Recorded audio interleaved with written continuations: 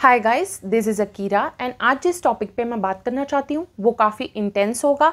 हो सकता है काफ़ी लोगों को ट्रिगर करे, हो सकता है काफ़ी लोग मेरे कमेंट सेक्शन में आके नेगेटिव बातें बोले, लेकिन आई डोंट केयर बिकॉज काफ़ी लोगों को ज़रूरत है ये सब सुनने की and I have to talk about it. Today I want to talk heart to heart with you guys. I want to open up about my childhood because I feel like many people will learn from my experience. काफ़ी लोग सुनना चाहते हैं मेरी क्या childhood story रही है and everything, सो उन लोगों के लिए मैं ये वीडियो बना रही हूँ। So guys, most Indian parents ना अपने बच्चों को अपनी लाइफ की प्रॉब्लम्स ऐसे बताते हैं जैसे उनका बच्चा नहीं, उनका थेरेपिस्ट हो।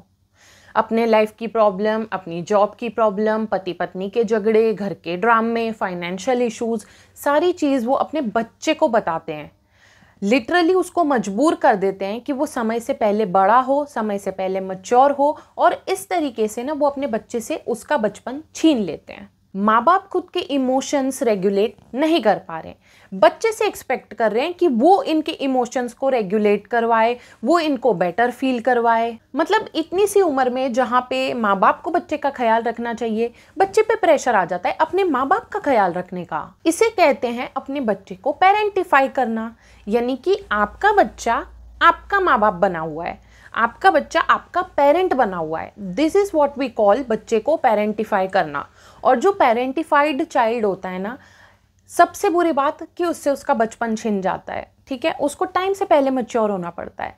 ऑल्सो उसको होती है stress, anxiety, depression, confidence issues, वो बाउंड्रीज एस्टेब्लिश नहीं कर पाता लोगों के साथ अपनी, एंड बच्चे का physical, emotional, social development hamper हो जाता है। और भाई, इंडिया में पेरेंट्स को इतना ज़्यादा बेनिफिट ऑफ द डाउट दिया जाता है, आई डोंट नो व्हाई।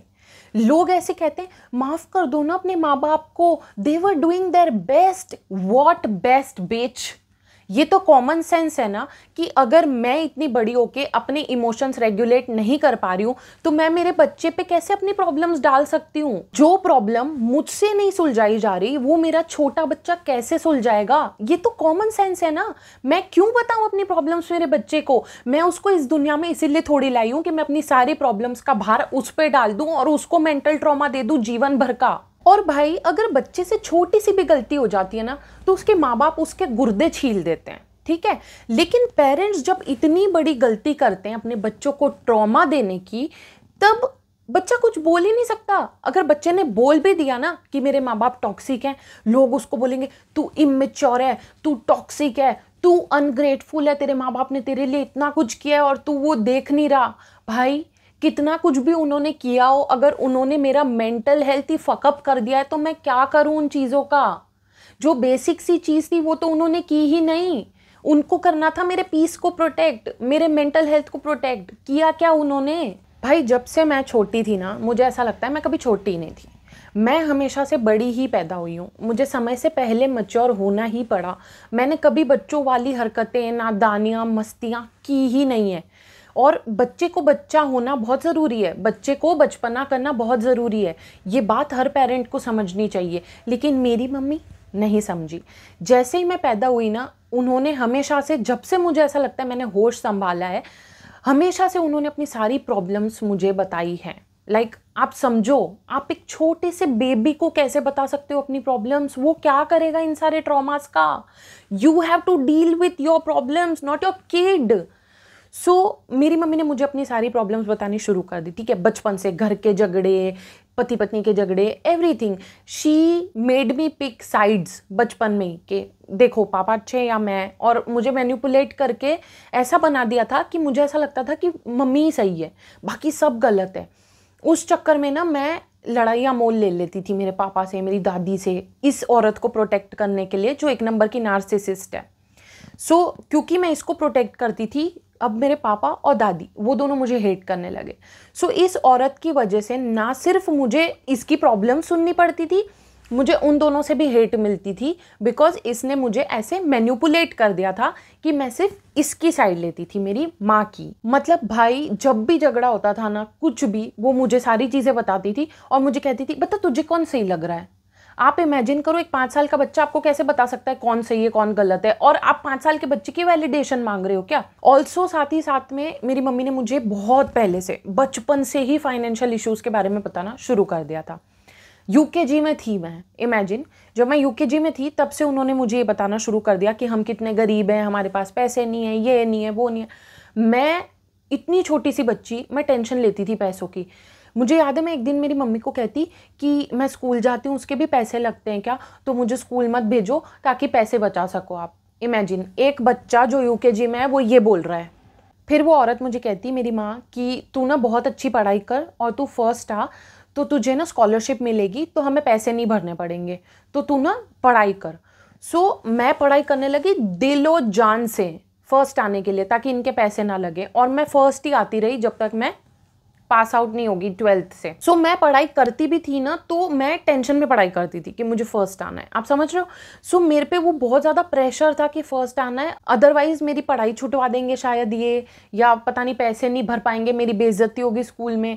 सो मैं तब से इस चीज़ों की टेंशन लेने लगी थी। सो पूरी स्कूल की फ़ीस जो है मेरी, हमेशा मुझे स्कॉलरशिप मिली, मेरे स्कूल ने ही पे की, क्योंकि मैं टॉपर थी, ठीक है। जब मैं कॉलेज में भी आई तो मैं खुद की फ़ीस खुद पे करती थी। और ना गाइज़, वो जो पढ़ाई की टेंशन थी ना मुझे फर्स्ट आने की, उस वजह से ना मुझे एंग्जाइटी हो गई थी। मतलब बहुत ज़्यादा बचपन से ही मुझे एंग्जाइटी का प्रॉब्लम है, और ख़ास करके पढ़ाई को लेके तो मुझे बहुत ज़्यादा टेंशन रहता था।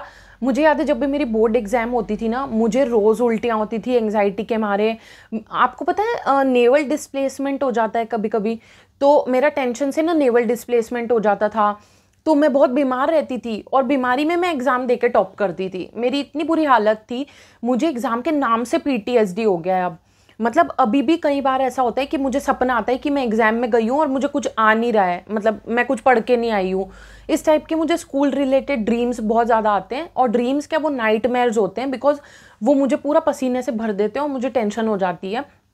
सो मुझे इतना बुरा PTSD है पढ़ाई का, बिकॉज मैं बहुत ज़्यादा प्रेशर में पढ़ा करती थी। मैंने जो लास्ट वीडियो डाला था ना कि toxic parents never say sorry to their kids, ऐसा मैंने डाला था, तो कोई मुझे कमेंट में कह रही है, लड़की कहती कि माँ बाप के टुकड़ों पे पल के माँ बाप को ही उल्टा सीधा बोल रही है। हेलो मैडम, अगर आप ये वीडियो देख रहे हो, मैं मेरे माँ बाप के टुकड़ों पे नहीं पली हूँ, शायद आप पले होगे इसलिए आप वो प्रोजेक्ट कर रहे हो।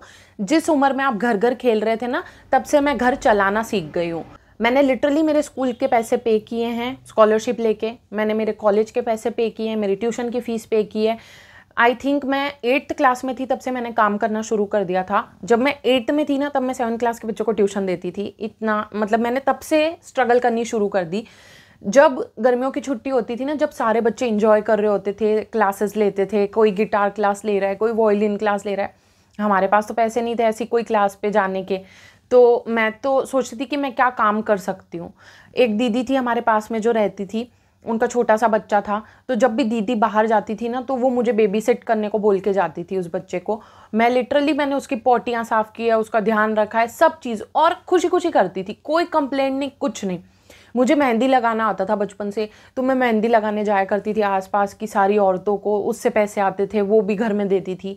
सो मुझे लगता है कि मैंने तो बहुत पहले से ग्राइंड करना शुरू कर दिया है, और मैं ऐसी पर्सन ही रही हूँ, मैंने बहुत मेहनत की है ज़िंदगी में। सो आते हैं वापस अपनी मम्मी पे। सो मम्मी की लिटरली मैं friend, care taker, therapist, cook, सब कुछ थी।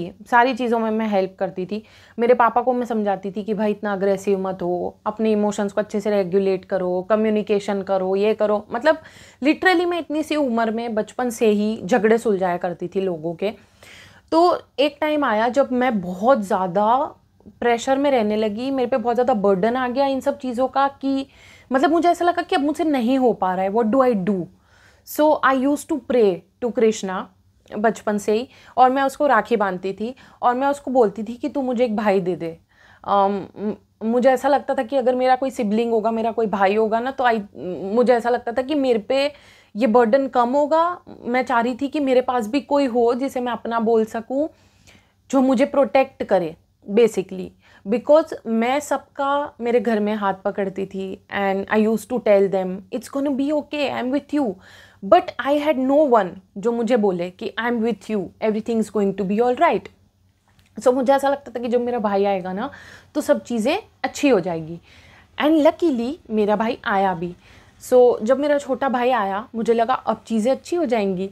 एंड चीज़ें और वर्स हो गई। मैं लिटरली इनविजिबल हो गई सबके लिए, मुझ पे सबने ध्यान देना ही छोड़ दिया। मैं खा रही हूँ या नहीं, मैं पी रही हूँ या नहीं, मैं पढ़ रही हूँ या नहीं, किसी को कोई फ़र्क नहीं पड़ता था। अब सारा अटेंशन मेरे भाई पे जा चुका था।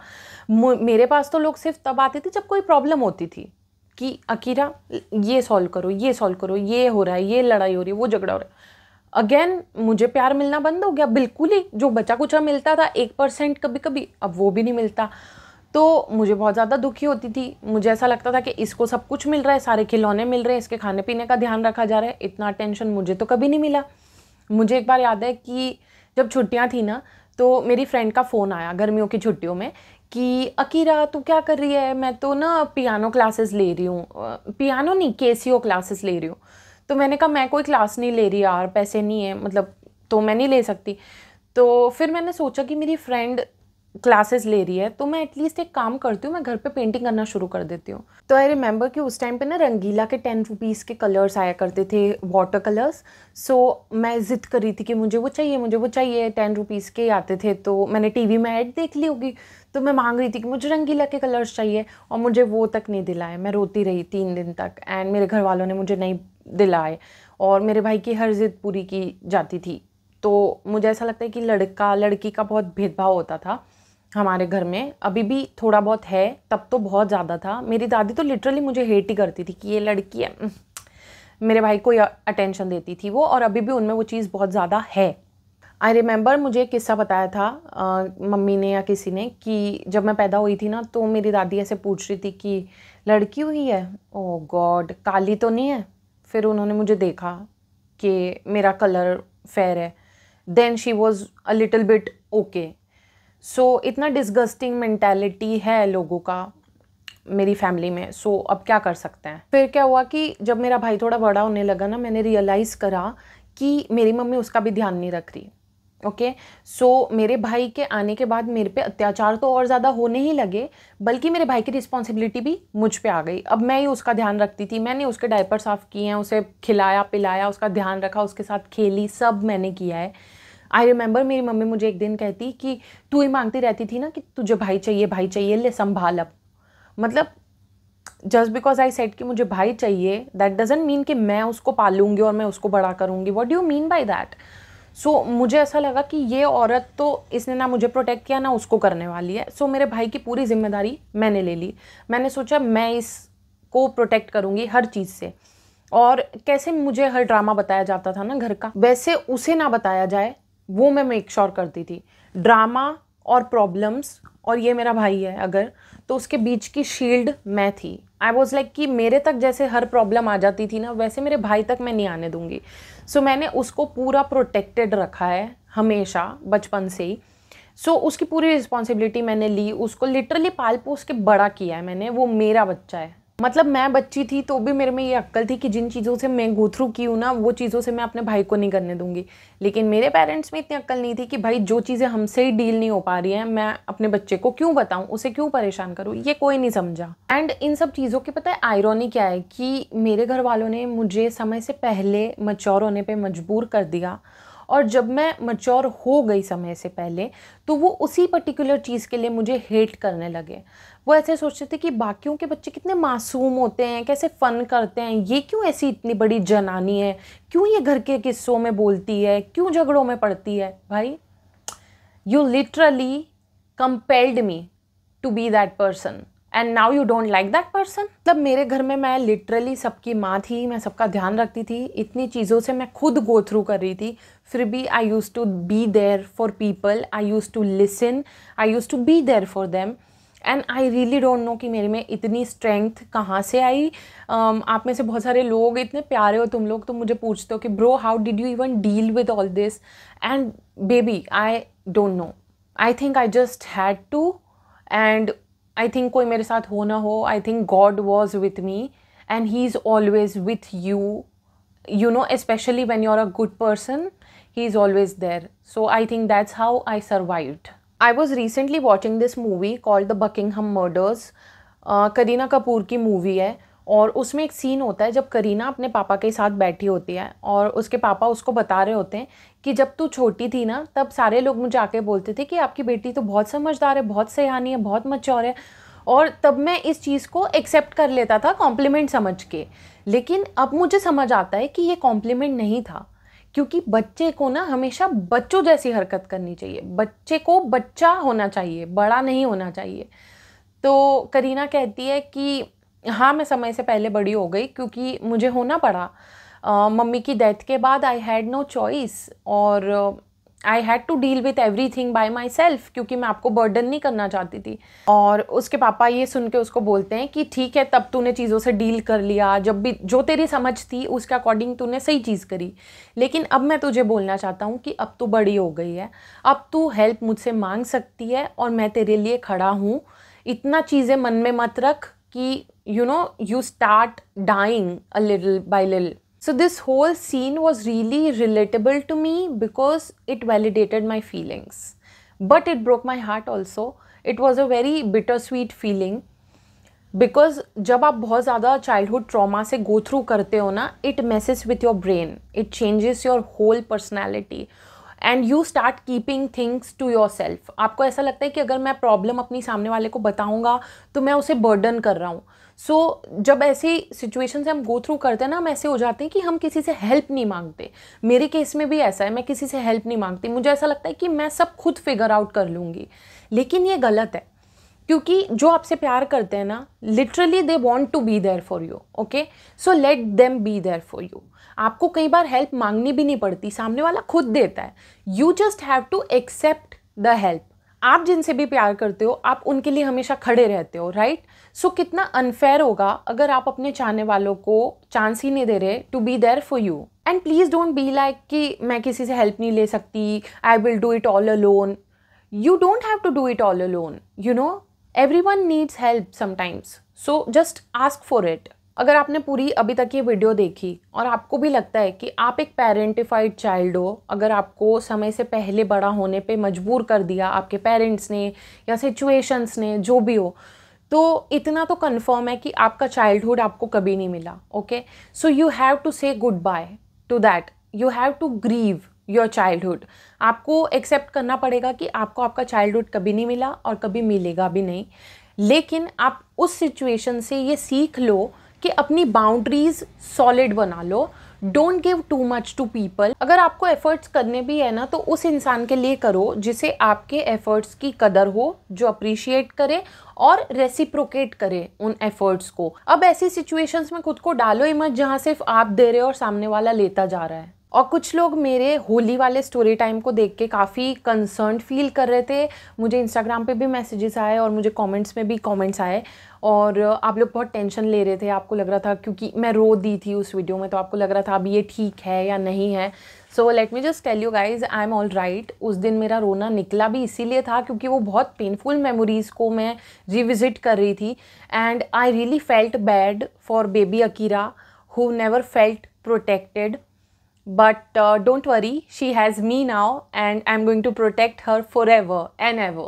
एंड यू नो, मेरा रोना आई थिंक ज़्यादा निकल भी जाता है बिकॉज जब मैं बहुत सारी चीज़ों से गो थ्रू करी थी ना अपने चाइल्डहुड में, तो जब वो ट्रॉमा मेरे साथ हो रहे थे ना, तब तो मैं सर्वाइवल मोड में थी। तब मेरे पास रोने का ऑप्शन नहीं था, तब मुझे बस हेड ऑन फेस करना था उन सिचुएशंस को। सो आई थिंक अब मेरा रोना बहुत ज़्यादा निकल जाता है क्योंकि अब मैं रो सकती हूँ। तब मैं नहीं रो पाती थी क्योंकि तब मैं सर्वाइवल मोड में थी।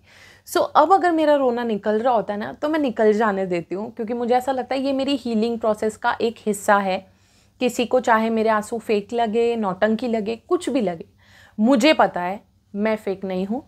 I feel like I am the strongest woman I know and I'm proud of myself. So yeah, this was it. I love you guys. You guys are the kindest people I know.